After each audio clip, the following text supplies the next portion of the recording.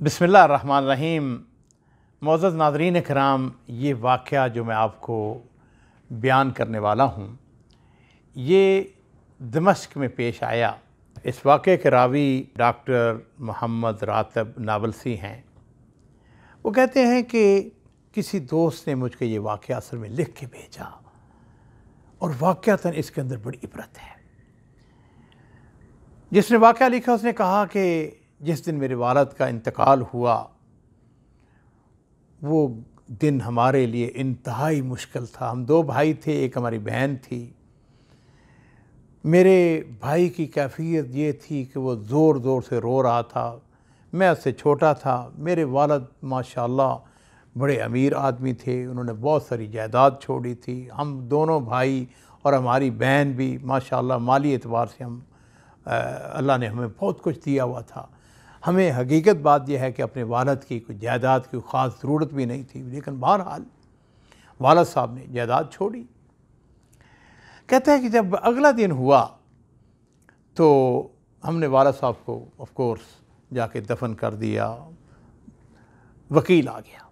वकील के पास वालिद साहब की लिखी हुई वसीयत थी और उसने वसीयत पढ़नी शुरू कर। उसके अंदर ये लिखा हुआ था कि मेरा जो सुलस माल है उसमें से एक जामिया मस्जिद बनाई जाए, जो बाकी माल सुलस बच जाए उसको जो यतीम बच्चे हैं उनके ऊपर ख़र्च किया जाए, जो चैरिटी ऑर्गेनाइजेशन है उनको दिया जाए ताकि वो यतीमों और बेवाओं के ऊपर ख़र्च करें, और बाकी जो सुलस माल है उसको मेरी औलाद के ऊपर तकसीम कर दिया जाए।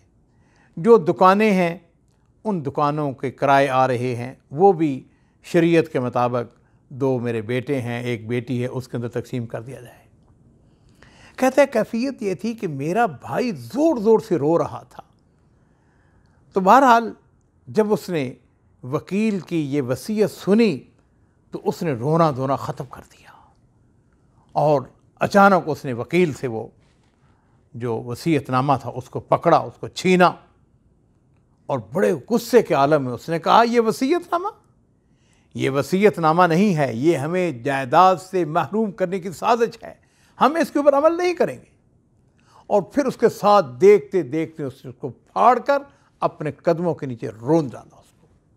तो हम हैरान कि ये हमारा भाई जो अभी इतना ज़ारो कतार रो रहा था, इसको हुआ क्या है।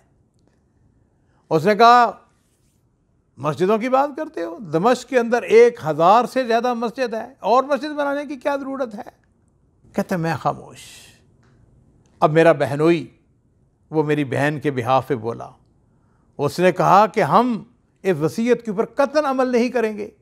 ये चैरिटी ऑर्गेनाइजेशन, ये चैरिटी ऑर्गेनाइजेशनों ने जितना जुल्म किया है, इनकी कैफियत ये आज तक हमने कभी देखा है कि चैरिटी ऑर्गेनाइजेशन की वजह से कोई गरीब अमीर बना हो। ये करते क्या हैं, इनके पास जो पैसा आता है थोड़ा बहुत गरीबों के ऊपर ख़र्च करते हैं, बाकी अपने घरों में ले जाते हैं। बिल्कुल हम इसमें कतन अमल नहीं करेंगे। खैर वो कहने लगा कि वकील जो है उसने कहा कि जनाब मैंने जो वसीयत थी वो आपको पढ़ के सुना दी है, मैं बरी ज़िम्मा हूँ मामल्ला। कहते हैं कि जब ताज़ियत के दिन गुज़र गए तो वकील ने मेरे भाई को साथ लिया और बैंक में गए। बैंक में जाकर जितने पैसे बैंक में जमा थे वो सब के सब उन्होंने निकाले और घर लेके आ गए। बहुत बड़ी रकम थी। उसको शरीयत मुहम्मदी के मुताबिक वकील ने तकसीम कर दिया। मैंने जिस वक़्त वो पैसे जो मेरे हिस्से में आए तो मैंने उसको पैसों को देखा तो मैंने कहा कि भाई सुने, आपके फ़ैसले आपकी अपनी मर्ज़ी है, लेकिन मैं तो अपने वालिद गिरामी की जो वसीयत है उस पर अमल करूँगा।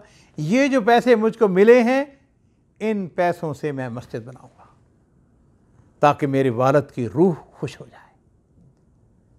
मेरा भाई गोया हुआ। उसने कहा सुनो, तुम्हारे ऊपर तो पता है मुकदमा है, गवर्नमेंट ने, मैं एक मुकदमे में फंसा हुआ था, गवर्नमेंट ने हमारे ऊपर मुकदमा किया हुआ था।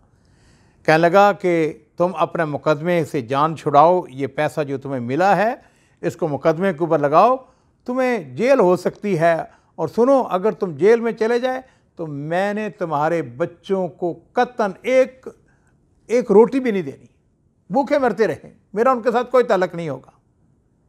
तुम मस्जिदों की बात करते हो, मस्जिदों की क्या ज़रूरत है, तुम अपने मुकदमे ख़त्म कराओ। कहने लगा मैं खामोश हो गया। उसके साथ ही उसने वकील से कहा कि दुकानों की क्या बात है, दुकानों का कितना किराया आता है। वकील ने बताया कि दुकानों का इतना किराया आता है। मेरे भाई ने कहा कि ये बताओ उनकी मालियत कितनी बनती है। उसने कहा 3 दुकानें थी। उसने कहा दुकान नंबर 1 उसकी मालियत इतनी है, दुकान नंबर 2 इसकी इतनी मालियत है, दुकान नंबर 3 की इतनी मालियत है। कहने लगा नहीं इनको बेचो, बताओ इसकी कितनी कितनी कीमत है। वकील ने बताया इसकी इतनी कीमत हो सकती है, इतनी कीमत हो सकती है, इसकी इतनी कीमत हो सकती है। मेरा भाई कहने लगा बेचो इनको, ये जो तुम पैसे बता रहे हो ये तो कुछ भी नहीं है, ये तो हमारे वो ईद के जो हमारे अखराजात हैं वो भी पूरे नहीं होते इससे। वकील ने कहा ठीक है मैं बेच देता हूँ। अब मैं वहाँ पे बैठा हुआ था, मैंने कहा कि सुनो ऐसा है कि जितनी पैसों की तुम ये दुकानें बेच रहे हो उतने पैसों की मैं दुकानें ख़रीद कर अल्लाह के फजल करम से इनका जो किराया होगा उसको मैं किसी जमयत खैरिया को, चैरिटी ऑर्गेनाइजेशन को दूंगा ताकि वो जो यतीम बच्चे हैं उनके ऊपर ख़र्च करें और मेरे वालिद की वो वसीयत उसके ऊपर अमल हो सके। मेरे भाई ने जब ये बात सुनी उसने कहा सुनो तुम ख़रीदना चाहते हो? मैंने कहा हाँ, मैं अपना हिस्सा तो मेरा अपना हिस्सा है जी, मैं तुम्हारा हिस्सा उसको ख़रीदता हूँ, अपनी बहन का हिस्सा ख़रीदता हूँ। उसने कहा अगर तुमने ख़रीदना है तो मैं 5 गुना ज़्यादा तुमसे पैसा लूँगा। कहने लगा कि मैंने जिस वक्त ये बात सुनी मैंने कहा ठीक है कोई बात नहीं, मैं 5 गुना ज़्यादा देने के लिए तैयार हूँ। और मैंने वहीं बैठे बैठे कहा कि मैं जो कीमत लगी है उससे 5 गुना ज़्यादा कीमत पे इनको ख़रीद लेता हूँ। अब नाज़रीन किराम ज़रा 2 चीज़ों के ऊपर, जो मेरा बहनोई था उसने एक जुमला कहा था उस वक़्त, और वो ये कहा था कि ये जो चैरिटी ऑर्गेनाइजेशन वाले हैं ये इतने ज़ालिम लोग हैं, ये गरीबों के ऊपर तो खर्च नहीं करते, ये तो अपना पेट भरते हैं, मेरे बस में हो तो मैं इनके हाथ और पाँव काट दूँ। और मेरे भाई ने मुझको ये धमकी दी थी कि अगर तुम जेल में चले गए तो मैंने तुम्हें एक रोटी का एक टुकड़ा भी तुम्हारे बच्चों को नहीं देना है। खैर कहने लगा कि अगला दिन हुआ, मैंने वो प्रोसेस शुरू कर दिया, उन दुकानों को अपने भाइयों को बहन का जो हिस्सा बनता था वो देकर मैंने दुकानें अपने नाम मुंतकिल करानी शुरू कर दी। जिस वक्त वो दुकानें मेरे हिस्से में आ गई, मुंतकिल हो गई, तो मैंने वकील से कहा, मैंने कहा जो किराएदार हैं उनको बुलाओ और मैं उनको बताऊं कि भाई ये उनका मालिक मैं हूं और ये मेरे हिस्से में आ गई हैं। खैर उसने उनको बुलाया, उसने कहा कि अब ये आपका नया मालिक है। कहने लगा कि मैंने जो पहला दुकानदार था उसके साथ मेरी अलहदगी में मीटिंग हुई। मैंने उसका भाई बात सुनो, ये तो जो भी तुमसे किराया मिलेगा ना, मैं इस किराए को मैंने यतीमों को दे देना है। उसने कहा यतीमों को तूने देना है? मैंने कहा हाँ। उसने कहा अच्छा अगर ये बात है तो फिर मैं ये किराया बहुत सस्ता पुराना किराया चला आ रहा था, मैं 5 गुना ज़्यादा इनका किराया देता हूँ इस दुकान का। वो कहने लगा कि मैं ज़ारो कतार रोने लग गया। उसने वकील से पूछा ये रो क्यों रहा है? वकील ने उसको बताया कि इसने 5 गुना ज़्यादा कीमत पे इनको ख़रीदा है इसलिए कि उसके बाप की जो वसीयत है उसके ऊपर अमल हो सके। कहने लगा दूसरा जो दुकानदार था उसको बुलाया गया, उसके पास बैठे। उसको जब पता चला कि मैंने उसका जो किराया वो मैंने यतीमों के ऊपर ख़र्च करना है, तो उसने कहा सुनो भाई 2 साल हो गए हैं मैंने तुम्हारे वालिद को किराया नहीं दिया था, अब मैं ये कर रहा हूँ चूँकि तुमने यतीमों को देना है तो मैं वो 2 साल का किराया भी तुम्हें देता हूँ बल्कि उसको डबल करके तुम्हें देता हूँ ताकि तुम यतीमों के ऊपर ख़र्च कर सको। कहता है तीसरा जो दुकानदार था उसके पास गए, उसको जब पता चला कि मैंने यतीमों को, तो उसने कहा ऐसा करो मेरी दुकान के अंदर दाखिल हो। दुकान के अंदर मैं दाखिल हो, उसने कहा अंदाज़ा करो कि इसकी कितनी मालियत होगी। मैंने कहा कि मुझे तो नहीं अंदाज़ा कितनी मालियत का। उसने कहा सुनो, जब रमज़ान का महीना आए तो रमज़ान के महीने में मेरे पास आना, मैं सारी ज़कात तुम्हें दूँगा, इसलिए कि मुझे ये अंदाज़ा हो गया है कि तुम यतीमों के ऊपर खर्च करते हो। कहने लगा कि ये तीनों काम हो गए, अब मैं आपको बताता हूँ कि मेरे साथ क्या हुआ यूँ कि हुकूमत की तरफ से, हुकूमत ने हमारे ऊपर मुकदमा किया हुआ था, मेरे अकेले के ऊपर मुकदमा नहीं था, महकमा जाती कुछ मुकदमात थे हमारे ऊपर, हमारा हुकूमत के साथ मुकदमा चल रहा था, उसमें और भी बहुत सारे लोग थे। हुकूमत की तरफ से आम माफ़ी नामे का ऐलान आ गया और मैं उसमें बरी हो गया। वो जो मेरा भाई कहता था कि तू जेल में चला जाएगा, वो अल्लाह के फजल करम से मैं वैसे बरी हो गया। कहता है दूसरा काम ये हुआ कि मेरा बेटा था, 18 साल उसकी उम्र थी और वो फातरुल अकल था, उसका दिमाग जो है ज़हनी तौर पर वो बीमार था, लेपी बच्चा था वो। अब हुआ यूँ कि मेरा बेटा, जिसके बारे में हम बड़े परेशान थे, वो सीढ़ियों के ऊपर चढ़ रहा था या नीचे उतर रहा था, बहरहाल वो गिरता है और उसके दिमाग के अंदर चोट लगी और उसमें से खून बहना शुरू हो गया।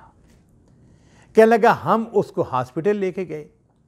हॉस्पिटल के अंदर वो बच्चा तकरीबन 3 हफ्ते तक बेहोश पड़ा रहा और 3 हफ्ते के बाद अल्लाह ताला ने उस बच्चे को होश दे दी और बच्चा सही सलामत हो गया। कहने लगा कि डॉक्टर ने मुझको बुला के कहा, उसने कहा कि लगता यूँ है कि तूने कोई अल्लाह के साथ ख़ास मामला किया है, वरना ऐसी हालत में ऐसे बच्चे जो हैं वो या तो हमेशा के लिए वैसे ही फौत हो जाते हैं या उनकी कोई तसव्वुर ही नहीं होता, कोई मौजज़ा ही हुआ है। कहने लगा लगता यह है कि तूने अल्लाह ताला के साथ कोई ख़ास मामला किया है, तूने कुछ ऐसा सदका किया है। और नाज़रीन कराम, नबी करीम सल्लल्लाहु अलैहि वसल्लम की हदीस, मेरे माँ बाप कुर्बान हो, आपने इरशाद फरमाया कि दावू मरज़ाकुम बिसदका, कि अपने मरीज़ों का इलाज सदक़े के साथ करो। वो कहता है कि अल्हम्दुलिल्लाह मेरा बेटा सही सलामत हो गया। कहने लगा अब मैं अपने भाई की बात बताता हूँ। मेरा भाई जो है वो कस्टम क्लियरेंस का काम करता था और उसने कोई फ्रॉड किया और उसके नतीजे में मेरा भाई जेल में चला गया। अब मेरा वो भाई जो ये बात कहता था कि मैंने तुम्हारे बच्चों को एक रोटी का टुकड़ा भी नहीं देना है, अब मेरी बारी आ गई। अब मैंने क्या किया, मैंने ये किया कि अपने भाई के बच्चों के लिए हर रोज़ खाना उनके घर भिजवाता, बल्कि अपने ड्राइवर से कहता कि तुमने मेरे घर में खाना बाद में देना है, पहले मेरे भाई के घर में जाओ और जो मेरी भाभी कहती है, जो जो चीज़ों की ज़रूरत है वो उनको देते रहो। उसका वो अंदाज़ देखें और मेरा अंदाज़ देखें। अब कहता है मेरे बहनों की तरफ आए। कहता है मेरा बहनों जो था वो अच्छा आदमी नहीं था, वो शराबी कबाबी आदमी था। हैप्पी न्यू ईयर उसकी तकरीबात थी और कहता है उसके अंदर शराब पी जा रही थी। मेरा भाई जो है उसको उसके दोस्त ने शराब का गिलास पेश किया और मेरे भाई ने गिलास पकड़ने के लिए हाथ आगे बढ़ाया, लेकिन सुभान अल्लाह उसका हाथ उसने काम नहीं किया। उसके दोस्त ने उसका मजाक उड़ाया। उन्होंने कहा क्या हो रहा है तुम्हें? उसने कहा यार मुझे समझ नहीं आ रही, मेरा हाथ ही नहीं आगे बढ़ रहा हो। उसने कहा उठ के आगे आ जाओ। उसने कहा मेरे कदम भी नहीं चल रहे हैं। उसके दोस्तों ने उसको पकड़ के जाके हॉस्पिटल में लेके गए और हॉस्पिटल के अंदर मेरे बहनोई का इलाज शुरू हुआ और चंद दिन के बाद डॉक्टरों ने कहा कि अगर इसका पाँव ना काटा गया तो ये शख्स जो है इसका जिस्म का जहर जो है वो फैलना शुरू हो जाएगा, इसका जिस्म का बाकी हिस्सा भी काटना पड़ेगा। लिहाजा वो जो उसने कहा था कि ये चैरिटी ऑर्गेनाइजेशन वालों के हाथ पाँव काट देने चाहिए, मेरे बहनोई के पाँव को काट दिया गया। कहने लगा रमज़ान का महीना आया। रमज़ान के महीने में मैं अपने वो जो तीसरा दुकानदार जिसने कहा था कि मेरे पास आना, मैं उसके पास गया। कहने लगा कि मैं तुम्हारा इंतज़ार कर रहा था। अंदर गया तो एक भारी बर्ग बैग लेके आया। उस बैग को जब मैंने खोला तो वो नोटों के साथ भरा हुआ था।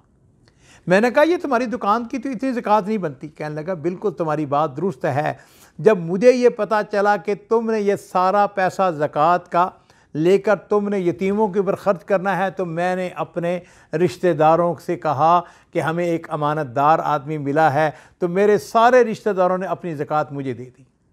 हमारे बाज़ार के लोगों को जब पता चला तो उन्होंने अपनी सारी ज़कात मुझको दे दी, और ये सारी ज़कात जो है ये सब की सब जो है हम तुम्हारे हवाले करते हैं, जो जाके तुम यतीमों के ऊपर ख़र्च करो। कहता है मैंने अपने वकील को साथ लिया और मैं चैरिटी ऑर्गेनाइजेशन का जो सरदर था उसको जाके मिला। मैंने कहा तुम्हारे पास क्या क्या मंसूबे हैं, क्या क्या प्रोजेक्ट हैं? उसने कहा हमने एक बड़ी मस्जिद बनानी है, हमने एक यतीम खाना बनाना है। मैंने कहा बताओ कितना पैसा चाहिए? उसने जो पैसा बताया मैंने उसी वक्त वहाँ बैठे बैठे जिस वक्त चेक लिख के उसके हाथ में पकड़ाया तो उसकी आंखें खुली की खुली रह गई। उसने कहा इतनी बड़ी रकम, इतना बड़ा पैसा?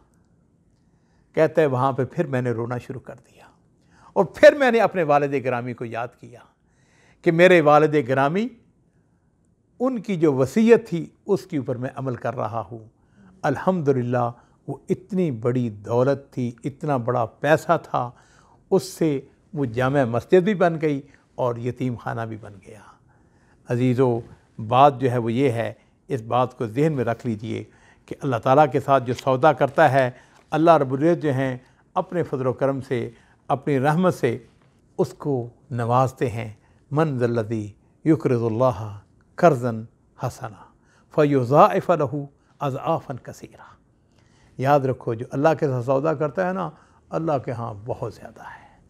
अल्लाह रब्बुल इज़्ज़त से हम दुआ करते हैं, अल्लाह रब्बुल इज़्ज़त मुझे और आप सबको खैर के काम करने की और ज़्यादा से ज़्यादा उसकी राह में ख़र्च करने की तौफ़ीक़ अता फ़रमाए। व आख़िर दावाना अनिल हम्दुलिल्लाहि रब्बिल आलमीन।